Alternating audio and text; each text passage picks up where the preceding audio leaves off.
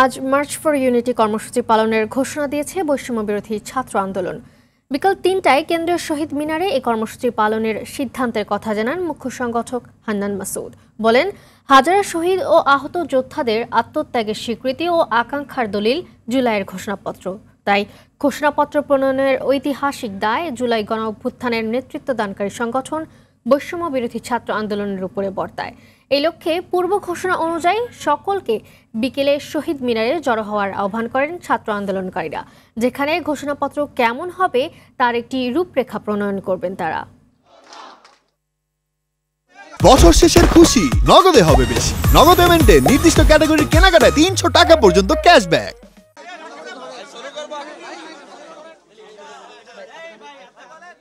সেই ৫ই আগস্ট রাজপথে নেমে এসে শেখ হাসিনার বিরুদ্ধে স্লোগান ধরেছিল, শেখ হাসিনাকে না বলেছিল আগামী কালকে ঢাকা শহরের প্রতিটি মানুষ আমার শহীদ ভাইদের রক্ত অর্জিত গণঅভ্যুত্থানের প্রক্লেমেশনের পক্ষে রাস্তায় নেমে এসে আমাদের একটি ঐক্যের মধ্যে এনে যদি আমাদের এই প্রক্লেমেশন সেটিকে বাস্তবায়ন করে এবং সেটি আমাদের সংবিধানের প্রিএম্বল হিসেবে অন্তর্ভুক্ত হয়, তখন এটির যে স্থায়িত্ব, এটির ন্যাশনাল ইন্টারন্যাশনাল যে অ্যাকসেপ্টেন্স এবং এটির যে সাস্টেইনেবিলিটি সেটি একদম স্থায়ী হয়। এবং আমরা সেই জায়গা থেকে মনে করি যে আমাদের অবশ্যই এই বিষয়টিকে স্বাগত জানানো উচিত। ছাত্র জনতার আহ্বানে রাষ্ট্রীয় পর্যায় থেকে জাতীয় ঐক্যমত্যের ভিত্তিতে জুলাই ঘোষণাপত্র প্রণয়নের উদ্যোগ নেওয়া হয়েছে। ছাত্র জনতা এই সময়োপযোগী উদ্যোগকে সাধুবাদ জানাচ্ছে। আপামর জনসাধারণের প্রতি আমাদের উদাত্ত আহ্বান, আপনারা যে উদ্দীপনায় সংগঠিত হয়েছেন তারই ধারাবাহিকতা বজায় রেখে আগামীকালের কর্মসূচিতে স্বতঃস্ফূর্তভাবে অংশগ্রহণ করবেন।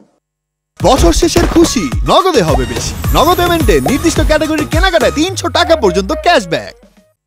দর্শক, এই মুহূর্তে কেন্দ্রীয় শহীদ মিনারে রয়েছেন সহকর্মী আশিকুর রহমান, সরাসরি যুক্ত হচ্ছে তার সাথে। আশিক, শহীদ মিনারে বৈষম্য বিরোধী ছাত্রদের উপস্থিতি কেমন দেখতে পাচ্ছেন, আর সেই সাথে সার্বিক পরিস্থিতি কেমন দেখছেন জানাবেন আমাদের।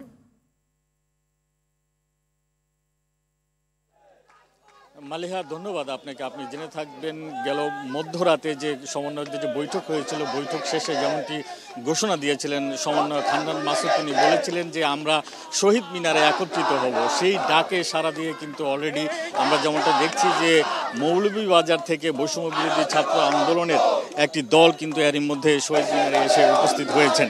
আপনি জেনে থাকবেন যে আজকে কিন্তু এই যে ঘোষণাপত্র যেটি বৈষম্য বিরোধী ছাত্র আন্দোলনের কর্মসূচি ছিল সেটিকে পরিবর্তন করে কিন্তু তারা মার্চ ফর ইউনিটি এই স্লোগানে কিন্তু তারা আজকে কর্মসূচি ঘোষণা করেছে। এবং সেই কর্মসূচিকে কেন্দ্র করে আমরা সকালে দেখছিলাম যে এখানে কিন্তু আইন শৃঙ্খলা রক্ষাকারী বাহিনীর সদস্যরা যেমন রয়েছেন, পাশাপাশি বিভিন্ন গোয়েন্দা সংস্থার লোকরাও রয়েছেন, তারা কিন্তু সার্বিক বিষয়টি পর্যবেক্ষণ করছেন। এবং এরই মধ্যে কিন্তু আমরা দেখলাম যে মৌলভীবাজার জেলা থেকে বৈষম্য বিরোধী ছাত্র আন্দোলনের যারা নেতৃত্ব দিয়েছিলেন তাদের একটি দল কিন্তু এরই মধ্যে শহীদ মিনারে এসেছেন এবং তারা স্লোগান দিচ্ছেন। আপনাকে একটু জানিয়ে রাখি মালিহা, যে তারা কিন্তু বলছিলেন যে বৈষম্য বিরোধী ছাত্র আন্দোলনের নেতারা যে জুলাই আগস্টের যে গণ অভ্যুত্থান হয়েছিল সেই গণ অভ্যুত্থানের মূল যে উদ্দেশ্য ছিল নাগরিকদের যে মৌলিক অধিকারের জায়গাগুলো এবং নাগরিকদের মত প্রকাশের স্বাধীনতা এবং সার্বভৌমত্বের যে ভিত্তিতে যেভাবে রাষ্ট্র পরিচালনার যে বিধিগুলো যেভাবে কার্যকর করার